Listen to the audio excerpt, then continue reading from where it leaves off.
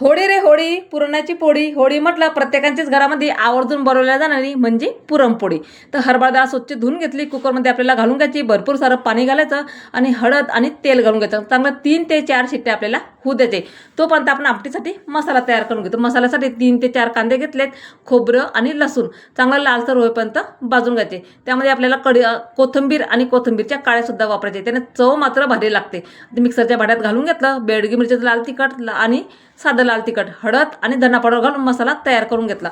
इकडे आपली डाळ पण चांगली शिजल्या गेलीत. आता हे पाणी पूर्ण आपल्याला गाळून घ्यायचं, म्हणजे आमटीसाठी आपण ते पाणी वापरू शकतो. त्यानं चव मात्र एक नंबर लागते. आता डाळ शिजलेली तिथं कढईमध्ये घालून घ्यायची आणि चांगलं घट्ट होईपर्यंत परतून घ्यायचं. यामध्ये आपल्याला गोडीप्रमाणे गूळ घालून घ्यायचं. गूळ कमी जास्त तुम्ही घालू शकता. इथे मी अर्धा किलोच्या जवळपास इथं गूळ घातलं आहे. सुंठ, जायफळ, विलायची आणि बडीशोप घेतली, त्याची पूड तयार करून घेतली आणि पूर्ण चाळून आपल्याला पुरणामध्ये घालून घ्यायची. त्यानं चव मात्र एक नंबर लागते. पुरणाच्या चाळणीतून पुरण तयार करून घ्यायचं. आपलं इथं पुरण पण इथं तयार झाले. तर पीठ मळण्यासाठी आपल्याला 2 वाट्या गव्हाचं पीठ आणि 1 वाटी मैदा घेतलेला आहे. चवीपुरतं मीठ आणि पाण्यामध्ये आपल्याला 1 चमचा हळद घालून घ्यायची. त्यानं चव आणि कलरही चांगला येतो आपल्या पुरणपोळीला. त्यामुळे तुम्हाला हळद नसेल घालायचं, तुम्ही नाही घातली तरी काहीच प्रॉब्लेम नाही. पीठ आपलं मळून घेतलंय, पातेल्यामध्ये आपल्याला हे पीठ घालून घ्यायचं आणि पाणी बुडेल इतपत आपल्याला पाणी त्यामध्ये घालून घ्यायचे. त्यानं पुरणपोळ्या अगदी गुबगुबीत आणि तोंडात टाकताच विरघळणाऱ्या पोळ्या ह्या तयार होतात. आता आमटी तयार करण्यासाठी इथं मी पातेलं घेतात, त्यात भरपूर सारं तेल घातलं आणि जिरं घालून घ्यायचं आणि मसाला चांगला परतून घेतला.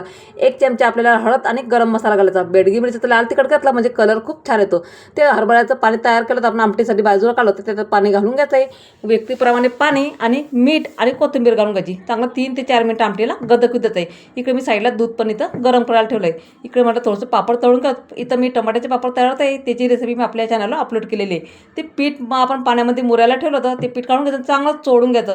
जेवढं आपण पीठ चांगलं चोळून तेवढी आपली पुरणपोळी खूप छान होते. तिथं आपलं पीठ पण तयार झाले आणि पुरण पण तयार झाले. लगेच कणकेचा गुंडा घ्यायचा आणि त्यात आपलं पुरण भरून घ्यायचं आणि चांगले पातळ पोळीही लाटून घ्यायची. जाळ पातळ पोळी तुम्ही कशीही लाटू शकता. तेल तूप लावून सांग दोघी साईडनं मस्त खरपूस असं डाग पडेल इतपत आपल्याला भाजून घ्यायची. तुम्ही तेलही लावू शकतात किंवा तूपही लावू शकतात. मस्त आपली टम्म फुगलेली गुबगुबीत पुरणपोळी इथं तयार झाली होळी स्पेशल. त्यासोबत मी आमटी, भात, बासुंदी वगैरे केलीत, खीर केलीत, पापड वगैरे तळली, भजी. जो पुरणपोळीचा स्वयंपाक आहे तोच इथं. ताटामध्ये पुरणपोळी घेतली, भरपूर सारं दूध आणि तूप घातले. चला तर मग भेटू पुढच्या व्हिडिओमध्ये. तोपर्यंत बाय.